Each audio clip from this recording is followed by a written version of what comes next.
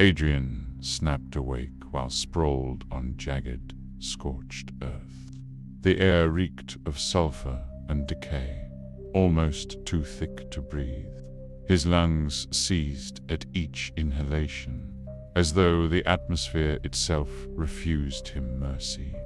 The sky above churned like a bleeding wound, massive clouds dripping embers and black soot. Pain lanced through his skull, memories scattering like roaches in a sudden light. All he knew for certain was that he had died. Somewhere in the distance, a discordant moaning rose and fell, echoing across the desolate plains. Adrian's heart pounded. He had no idea where he was, only that every instinct screamed it was wrong. He forced himself to walk, every step crunching on charred bones and splintered rock. A thick haze clung to the ground, forming shapes that twisted and dissipated when he tried to focus. He stumbled upon a broken statue of a writhing figure, half submerged in ashen mud. Its face was contorted in what looked like eternal despair, empty eye sockets seeming to track his movement. A sudden shriek, high and tortured, split the silence. Adrian froze, heart drumming against his ribs.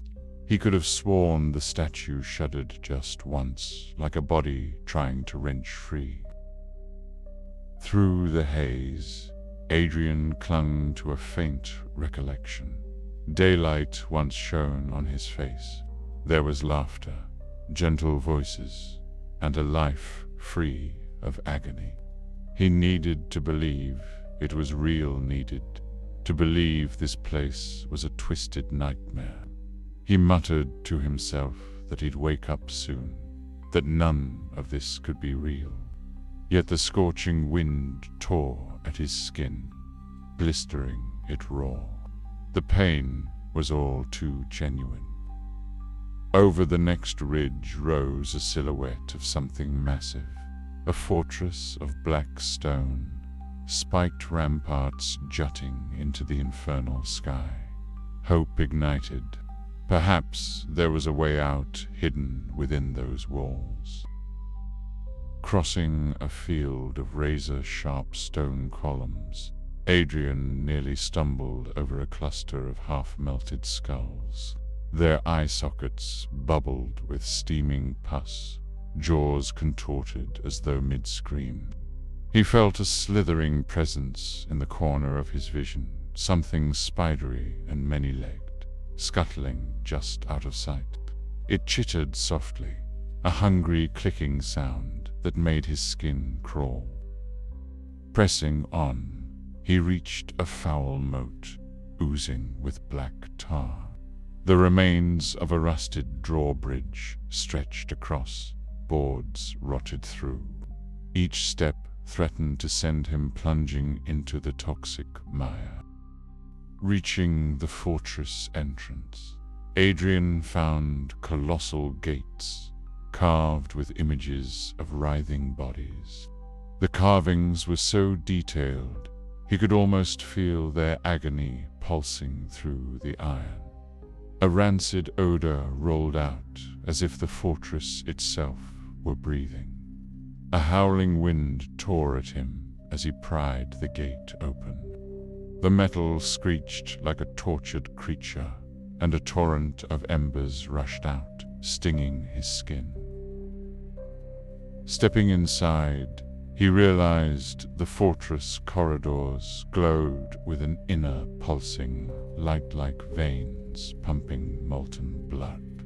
Far off in the gloom, he heard wet coughing and a slow, echoing, dripping sound. Adrian crept along corridors lined with pitted stone. He passed cells where wailing creatures clawed at the balsam with eyes gouged out, others with limbs fused to the walls.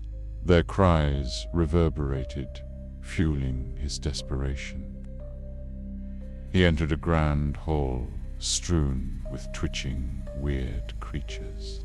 A wide river of ooze cut through the center, occasionally disgorging half-dissolved creatures that moaned as they sank back under the crimson surface. His stomach lurched, yet he pressed on, crossing a narrow stone bridge over the ooze river. This place was agony incarnate, and if he had any chance of escaping, he'd have to stare that agony in the face. He emerged into a towering chamber lit by flames that danced up the walls. At its center loomed a monstrous demon shaped like a grotesque amalgam of rotting beast and insect.